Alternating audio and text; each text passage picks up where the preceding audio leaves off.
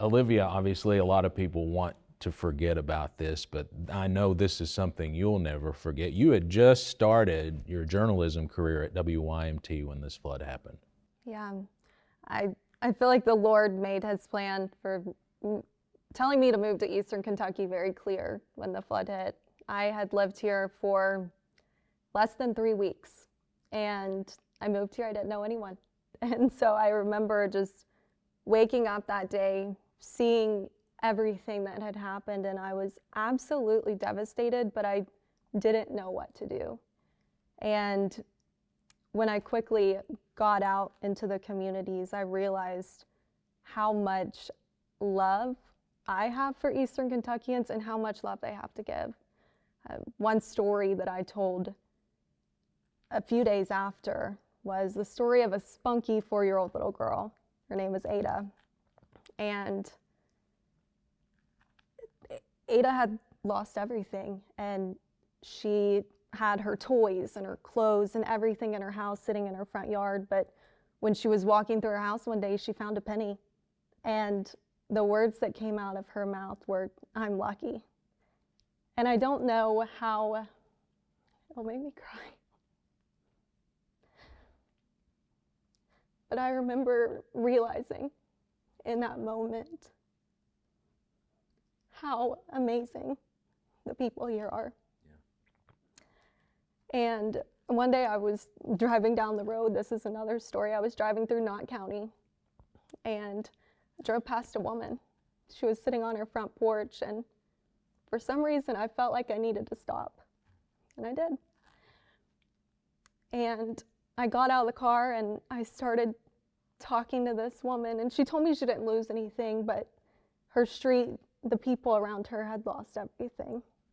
And we sat on her porch and talked for probably 45 minutes, and all that she did and all that she wanted to do was worship. She started singing hymns, and there were tears rolling down her face. And she didn't lose anything, but the love that she had for her community and the love that she had for her neighbors just touched me. And then there's people like Kate Clements, who's a dear friend of mine. And a few days after the flood, Kate wanted to love on people through food. And 365 days later, she's still loving people.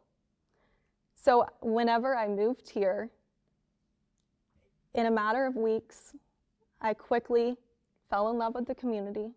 I fell in love with the people. And it was through something so tragic, but just the strength of Eastern Kentuckians has really, really shown. Yeah, and you're still meeting people affected 1 year later. Absolutely. Tell me about what we're about to see. Well, the story of Jennifer Ritchie and Henry Johnson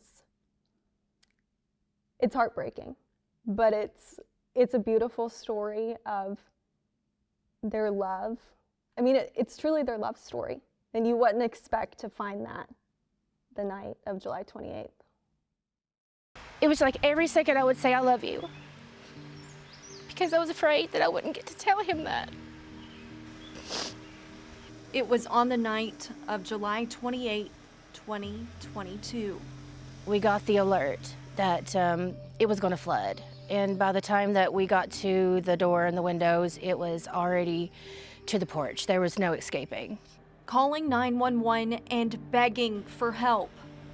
But in that moment of terror for Jennifer Ritchie, her fiancé Henry Johnson, her mom, and their dogs, help was not an option. As soon as the door burst open and the water started pouring in, we knew that it was dire situation. You couldn't stop it. You couldn't even shut the door because the water was pushing it. And within 10 minutes, the water rose to chest level. Knowing that escaping might be their only choice, Ritchie's mom refused to leave the dogs behind. And I just held on to Jennifer and said, "We have to go." And I slung her out of the front door, and I went under after her. In the darkness of night, the two clung to the gutter as cars, gas tanks, and debris rushed past them. It was really difficult because you were afraid that the next second that you look over, they're going to be gone. continuing to fight for their life as the water raged for what felt like hours. We held on to the gutters until the water rose high enough for me to get onto the roof, and I was able to pull her onto the roof.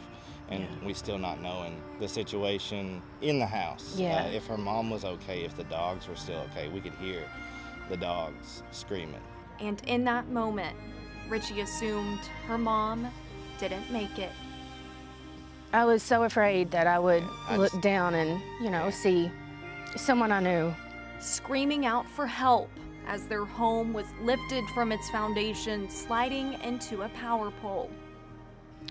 Honestly, it was a lot of crying and just holding each other. We had to hold each other, and it was pitch black. The only light you could see is when lightning would come across the sky or a power line would go down. As daybreak neared, Johnson's parents showed up and found them, finding a volunteer rescue team to wade through the water. We kept hearing them saying that they were coming for us, but they had to wait for the water to get a little bit lower.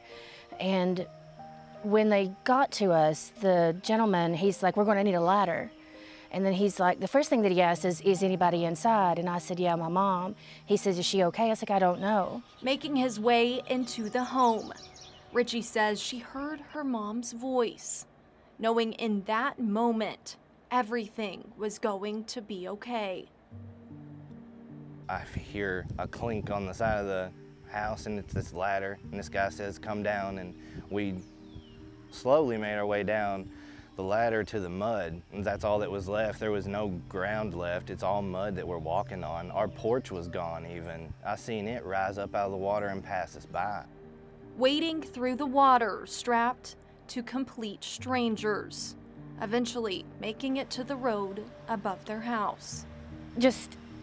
I don't know I guess I had no more strength left in my legs, and I just collapsed and cried with Mom. I'm grateful for every day I have with her. I don't take anything for granted anymore because it was gone in 10 minutes. Everything that we worked for 7 years was gone in like 10, 15 minutes. And as they reflect 365 days later, they are still waiting to thank those who saved their lives. We saw them briefly before they moved on to help someone else, but I do want to thank them. From the bottom of my heart, I really do.